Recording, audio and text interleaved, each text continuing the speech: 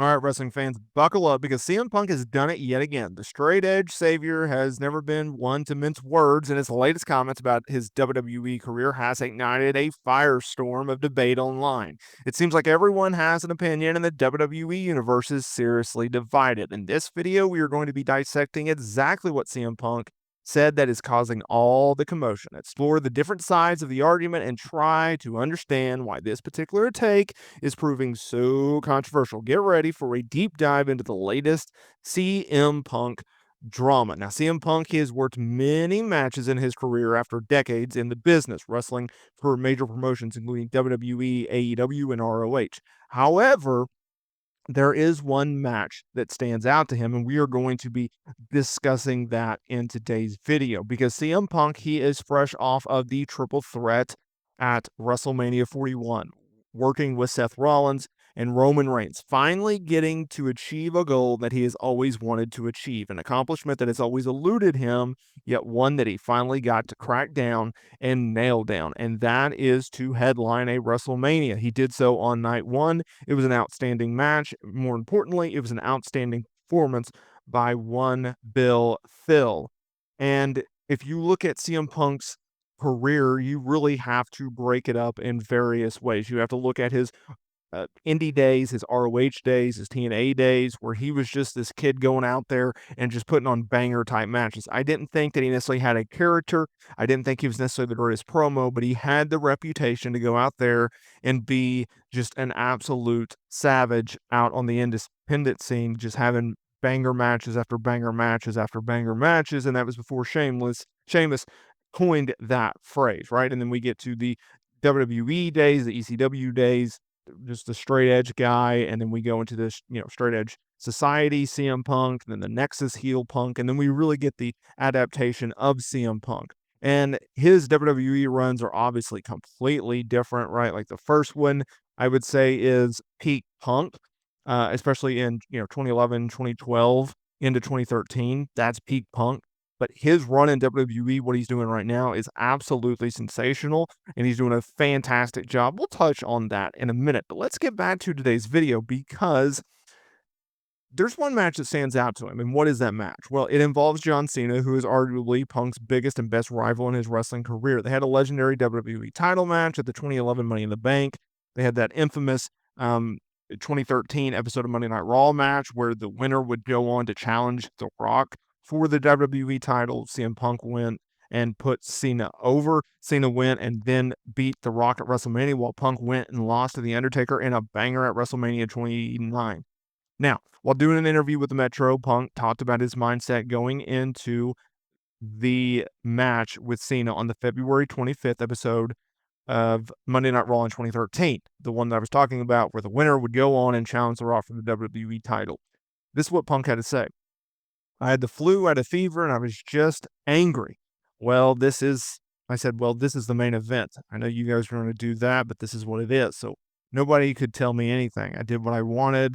That's probably the best match in my career. There was just an energy and there was a buzz in the building. And I think part of it is because I was just fueled by anger at that point in my career.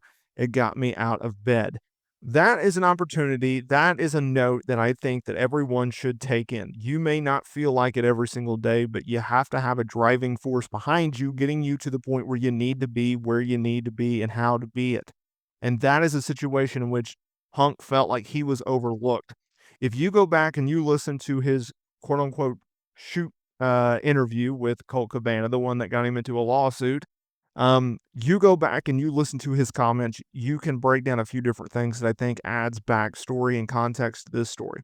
Number one, he was obsessed with getting a WrestleMania main event. And why wouldn't you? He had literally done it all in this business, yet he had not been able to achieve that.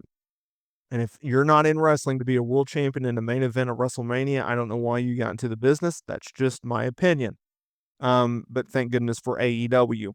Now, when it comes to Punk, he was obsessed with getting that main event spot. And at that time, he had just come off his, 434-day run as WWE champion. He dropped the championship in a very controversial, and in my opinion, a bad match with The Rock at the Royal Rumble. And I'm a huge Rock fan, but I thought that was a bad match. Um, you know, They did a weird finish and Punk ended up winning it. Rock did not need the WWE title, but it's The Rock, it's John Cena, and it's Vince McMahon in 2013, so why not? So Punk drops it and he's talking about in this interview, it's like, okay, I'm I lost the WWE title to The Rock. Okay, fine. We run it back at the Elimination Chamber. Okay, fine. I put him over. And then WWE's like, okay, Phil, since you're doing jobs, here's a couple more ideas. We're going to have Cena beat you on Monday Night Raw. There's a third straight major loss. Oh, by the way, we're going to have you wrestle The Undertaker and he's going to beat you.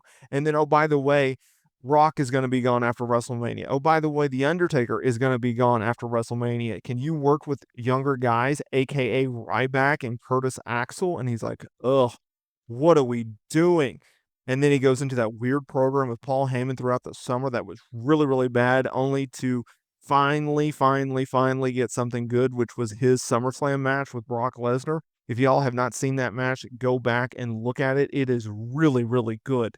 Those two guys went out there and they had intentions of stealing the show, and that's exactly what they did. Such a good match. But that is his mindset, and that was his mentality of like, if I can't be, he said in that promo or the interview, was like, if you don't think that I'm a main eventer, that I'm not worthy of a WrestleMania main event spot, then fire me, right? Like, and that is a bold statement, especially in 2011, 2012, 2013, where yes, you had TNA, but they were nowhere near, um, their peak era.